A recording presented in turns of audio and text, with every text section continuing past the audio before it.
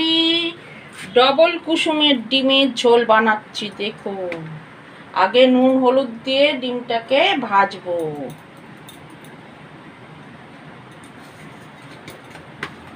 ডিমগুলো খুব বড় বড়।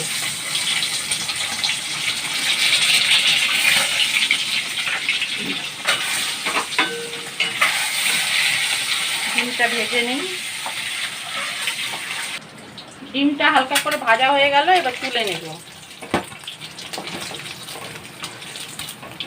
এবার কড়াইতে তেজপাতা আর গরম মশলাটা দিলাম, দিয়ে একটু হতে দেব।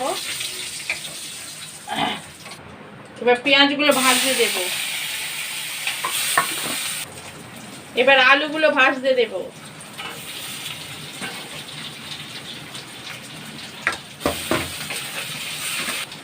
এক চামচ আদা রসুনের পেস্ট দিয়ে কষবো।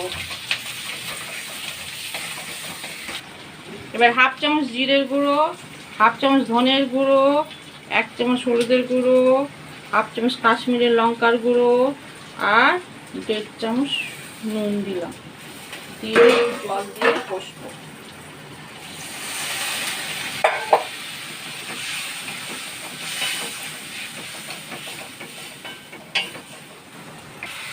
এবার অল্প করে জল দিব,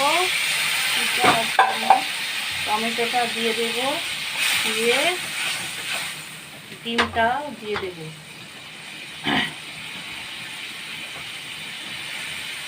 দিয়ে একটু ফোটাবো, চাপা একটু ফোটাবো। হয়ে গেল আমার ডিমের ঝোল, এবার নামাবো।